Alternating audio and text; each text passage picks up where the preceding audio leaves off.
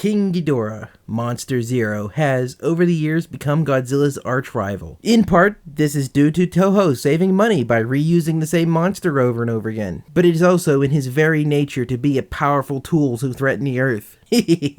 But at least it gives me an excuse to use the same intro twice in a row. Godzilla always had his toes dipped at least halfway into sci-fi, and in this movie they go all the way with those concepts. Monster Zero is a pretty straightforward alien invasion story, with the twist that the aliens' plan involves monsters. Oh man, I love these amazing flying saucer special effects. Look at the off-kilter yet precise way they move, goofy alien bastards. These are the quintessential UFOs, and I wouldn't be surprised if the UFOs from this movie contributed greatly to this design of spacecraft being permanently etched into the cultural zeitgeist. The people of Planet X, it's called a planet even though it's clearly a moon of Jupiter, but hey, it's not like we have a consistent definition of planet nowadays either. Anyway, the people of Planet X, the Zillions, have hatched one of the most unnecessarily deceitful and complex plans ever. It seems that after running away from the crew in the last movie, Ghidorah has ended up on Planet X and gave the Zillions an idea about how to solve their big problem. Planet X is running out of water and they aim to steal the stuff from the Earth. To facilitate this, they plan to subjugate the Earth as a colony.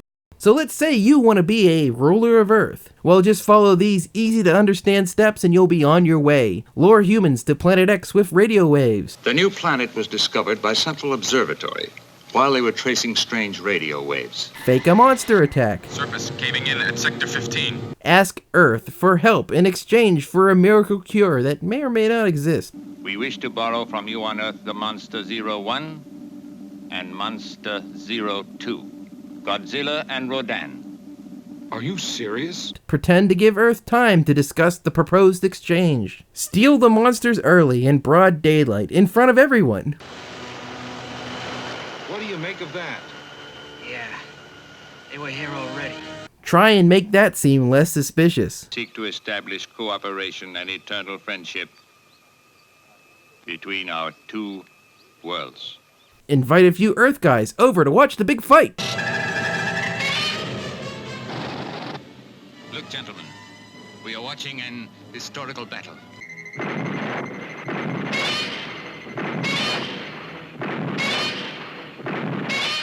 Give them a recording supposedly containing the details of the cure. But it really just explains that they're going to use the monsters to hold the world hostage. Tell people they have a certain amount of time to decide what to do.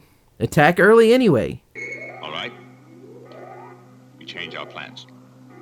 We begin the attack on Earth now.